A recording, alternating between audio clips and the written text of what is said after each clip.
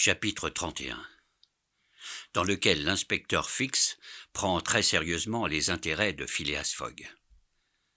Phileas Fogg se trouvait en retard de 20 heures. Passepartout, la cause involontaire de ce retard, était désespéré. Il avait décidément ruiné son maître. En ce moment, l'inspecteur s'approcha de Mr. Fogg et, le regardant bien en face, « Très sérieusement, monsieur, lui demanda-t-il, vous êtes pressé ?»« Très sérieusement, répondit Phileas Fogg. « J'insiste, reprit Fix. Vous avez bien intérêt à être à New York le 11, avant 9 heures du soir, heure du départ du paquebot de Liverpool. Un intérêt majeur. Et si votre voyage n'eût pas été interrompu par cette attaque d'Indiens, vous seriez arrivé à New York le 11, dès le matin. Oui, avec 12 heures d'avance sur le paquebot. Bien. Vous avez donc 20 heures de retard. Entre 20 et 12, l'écart est de 8. C'est 8 heures à regagner. Voulez-vous tenter de le faire ? À pied ? Demanda Mr. Fogg. Non, en traîneau, répondit Fix. En traîneau, à voile. Un homme m'a proposé ce moyen de transport. C'était l'homme qui avait parlé à l'inspecteur de police pendant la nuit et dont Fix avait refusé l'offre. Phileas Fogg ne répondit pas à Fix. Mais Fix lui ayant montré l'homme en question qui se promenait devant la gare, le gentleman alla à lui. Un instant après, Phileas Fogg et cet Américain, nommé Mudge, entraient dans une hutte construite au bas du fort Kearney. Là, Mr. Fogg examina un assez singulier véhicule, sorte de châssis établi sur 2 longues poutres, un peu relevé à l'avant comme les semelles d'un traîneau, et sur lequel 5 ou 6 personnes pouvaient prendre place. Au tiers du châssis, sur l'avant, se dressait un mât très élevé, sur lequel s'enverguait une immense brigantine. Ce mât solidement retenu par des haubans métalliques tendait un étai de fer qui servait à guinder un foc de grande dimension. À l'arrière, une sorte de gouvernail godille permettait de diriger l'appareil. C'était, on le voit, un traîneau gréé en slow. Pendant l'hiver, sur la plaine glacée, lorsque les trains sont arrêtés par les neiges, ces véhicules font des traversées extrêmement rapides d'une station à l'autre. Ils sont d'ailleurs prodigieusement voilés, plus voilés même que ne peut l'être un coutre de course, exposé à chavirer. Et vent arrière, ils glissent à la surface des prairies avec une rapidité égale, sinon supérieure à celle des express. En quelques instants, un marché fut conclu entre Mr. Fogg et le patron de cette embarcation de terre. Le vent était bon, il soufflait de l'ouest en grande brise, la neige était durcie, et Mudge se faisait fort de conduire Mr. Fogg en quelques heures à la station d'Omaha. Là, les trains sont fréquents et les voies nombreuses qui conduisent à Chicago et à New York. Il n'était pas impossible que le retard fût regagné. Il n'y avait donc pas à hésiter à tenter l'aventure. Mr. Fogg, ne voulant pas exposer Mrs. Aouda aux tortures d'une traversée en plein air, par ce froid que la vitesse rendrait plus insupportable encore, lui proposa de rester sous la garde de Passepartout à la station de Kearney. L'honnête garçon se chargerait de ramener la jeune femme en Europe par une route meilleure et dans des conditions plus acceptables. Mrs. Aouda refusa de se séparer de Mr. Fogg, et Passepartout se sentit très heureux de cette détermination. En effet, pour rien au monde, il n'eût voulu quitter son maître, puisque Fix devait l'accompagner. Quant à ce que pensait alors l'inspecteur de police, ce serait difficile à dire.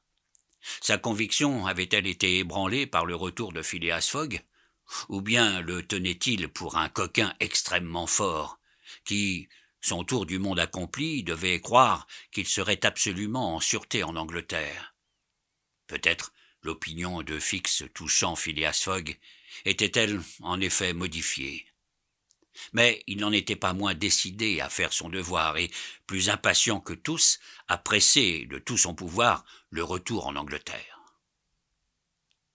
À 8 heures, le traîneau était prêt à partir. Les voyageurs, on serait tenté de dire les passagers, y prenaient place et se serraient étroitement dans leur couverture de voyage. Les 2 immenses voiles étaient hissées, et sous l'impulsion du vent, le véhicule filait sur la neige durcie avec une rapidité de 40 miles à l'heure. La distance qui sépare le fort Kearney d'Omaha est en ligne droite, à vol d'abeille, comme disent les Américains, de 200 miles au plus. Si le vent tenait, en 5 heures, cette distance pouvait être franchie. Si aucun incident ne se produisait, à 1 heure après-midi, le traîneau devait avoir atteint Omaha. Quelle traversée! Les voyageurs, pressés les uns contre les autres, ne pouvaient se parler. Le froid accru par la vitesse leur eût coupé la parole. Le traîneau glissait aussi légèrement à la surface de la plaine qu'une embarcation à la surface des eaux, avec la houle en moins. Quand la brise arrivait en rasant la terre, il semblait que le traîneau fût enlevé du sol par ses voiles. Vastes ailes d'une immense envergure. Mudge, au gouvernail, se maintenait dans la ligne droite, et d'un coup de godille, il rectifiait les embardées que l'appareil tendait à faire. Toute la toile portait. Le foc avait été percé et n'était plus abrité par la brigantine. Un mât de hune fut guindé, et une flèche, tendue au vent, ajouta sa puissance d'impulsion à celle des autres voiles. On ne pouvait l'estimer mathématiquement, mais certainement la vitesse du traîneau ne devait pas être moindre de 40 miles à l'heure. « Si rien ne casse, dit Mudge, nous arriverons. » Et Mudge avait intérêt à arriver dans le délai convenu, car Mr. Fogg, fidèle à son système, l'avait alléché par une forte prime. La prairie, que le traîneau coupait en ligne droite, était plate comme une mer. On eût dit un immense étang glacé. Le railroad, qui desservait cette partie du territoire, remontait du sud-ouest au nord-ouest, par Grand Island, Columbus, ville importante du Nebraska, Schuyler, Fremont, puis Omaha. Il suivait pendant tout son parcours la rive droite de Platte River. Le traîneau, abrégeant cette route, prenait la corde de l'arc décrit par le chemin de fer. Mudge ne pouvait craindre d'être arrêté par la Platte River à ce petit coude qu'elle fait en avant de Fremont, puisque ses eaux étaient glacées. Le chemin était donc entièrement débarrassé d'obstacles, et Phileas Fogg n'avait donc que 2 circonstances à redouter. Une avarie à l'appareil, un changement ou une tombée du vent. Mais la brise ne mollissait pas, au contraire. Elle soufflait à courber le mât, que les haubans de fer maintenaient solidement. Ces filins métalliques, semblables aux cordes d'un instrument, résonnaient comme si un archer eût provoqué leur vibration. Le traîneau s'enlevait au milieu d'une harmonie plaintive, d'une intensité toute particulière. « Ces cordes donnent la quinte et l'octave, » dit Mr. Fogg, et ce furent les seules paroles qu'il prononça pendant cette traversée. Mrs. Aouda, soigneusement empaquetée dans les fourrures et les couvertures de voyage, était, autant que possible, préservée des atteintes du froid. Quant à Passepartout, la face rouge, comme le disque solaire, quand il se couche dans la brume, il humait cet air piquant. Avec le fond d'imperturbable confiance qu'il possédait, il s'était repris à espérer. Au lieu d'arriver le matin à New York, on y arriverait le soir, mais il avait encore quelques chances pour que ce fût avant le départ du paquebot de Liverpool. Passepartout avait même éprouvé une forte envie de serrer la main de son allié Fix. Il n'oubliait pas que c'était l'inspecteur lui-même qui avait procuré le traîneau à voile, et par conséquent le seul moyen qu'il y eût de gagner Omaha en temps utile. Mais par on ne sait quel pressentiment, il se tint dans sa réserve accoutumée. En tout cas, une chose que Passepartout n'oublierait jamais, c'était le sacrifice que Mr. Fogg avait fait, sans hésiter, pour l'arracher aux mains des Sioux. À cela, Mr. Fogg avait risqué sa fortune et sa vie. Non, son serviteur ne l'oublierait pas. Pendant que chacun des voyageurs se laissait aller à des réflexions si diverses, le traîneau volait sur l'immense tapis de neige. S'il passait quelques creeks, affluents ou sous-affluents de la Little Blue River, on ne s'en apercevait pas.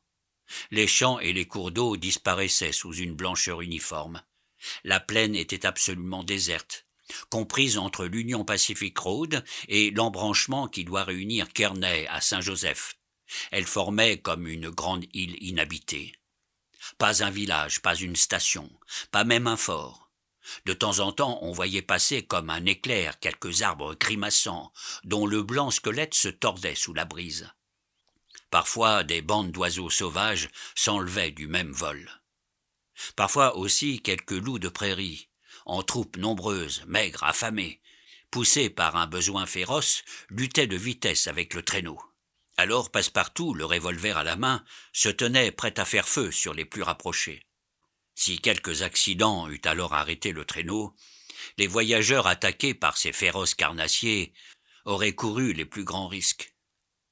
Mais le traîneau tenait bon.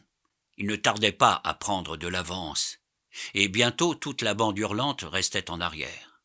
À midi, Mudge reconnut, à quelques indices, qu'il passait le cours glacé de la Platte River. Il ne dit rien. Mais il était déjà sûr que, 20 miles plus loin, il aurait atteint la station d'Omaha. Et en effet, il n'était pas une heure que ce guide habile, abandonnant la barre, se précipitait aux drisses des voiles et les amenait en bande, pendant que le traîneau, emporté par son irrésistible élan, franchissait encore un demi-mile à sec de toile. Enfin, il s'arrêta, et Mudge, montrant un amas de toits blancs de neige, disait « Nous sommes arrivés. » Arrivés, en effet, à cette station qui, par des trains nombreux, est quotidiennement en communication avec l'Est des États-Unis. Passepartout et Fix avaient sauté à terre et secouaient leurs membres engourdis. Ils aidèrent Mr. Fogg et la jeune femme à descendre du traîneau. Phileas Fogg régla généreusement avec Mudge, auquel Passepartout serra la main comme à un ami, et tous se précipitèrent vers la gare d'Omaha. C'est à cette importante cité du Nebraska que s'arrête le chemin de fer du Pacifique proprement dit, qui met le bassin du Mississippi en communication avec le grand océan. Pour aller d'Omaha à Chicago, le Railroad, sous le nom de Chicago Rock Island Road, court directement dans l'Est en desservant 50 stations. Un train direct était prêt à partir. Phileas Fogg et ses compagnons n'eurent que le temps de se précipiter dans un wagon. Il n'avait rien vu d'Omaha, mais Passepartout s'avoua à lui-même qu'il n'y avait pas lieu de le regretter et que ce n'était pas de voir qu'il s'agissait. Avec une extrême rapidité, ce train passa dans l'État d'Iowa, par Council Bluff, Des Moines, Iowa City. Pendant la nuit, il traversait le Mississippi à Davenport, et par Rogue Island, il entrait dans l'Illinois. Le lendemain, 10, à 4 heures du soir, il arrivait à Chicago, déjà relevé de ses ruines et plus fièrement assise que jamais sur les bords de son beau lac Michigan. 900 miles séparent Chicago de New York. Les trains ne manquaient pas à Chicago. Mr. Fogg passa immédiatement de l'un dans l'autre. La fringante locomotive du Pittsburgh-Fort Wayne Chicago Railroad partit à toute vitesse, comme si elle eût compris que l'honorable gentleman n'avait pas de temps à perdre. Elle traversa comme un éclair l'Indiana, l'Ohio, la Pennsylvanie, le New Jersey, passant par des villes aux noms antiques, dont quelques-unes avaient des rues et des tramways, mais pas de maisons encore. Enfin, l'Hudson apparut, et le 11 décembre, à 11h15 du soir, le train s'arrêtait dans la gare, sur la rive droite du fleuve, devant le pier, même des steamers de la ligne Cunard, autrement dite British and North American Royal Mail Steam Packet Co. Le China, à destination de Liverpool, était parti depuis 45 minutes.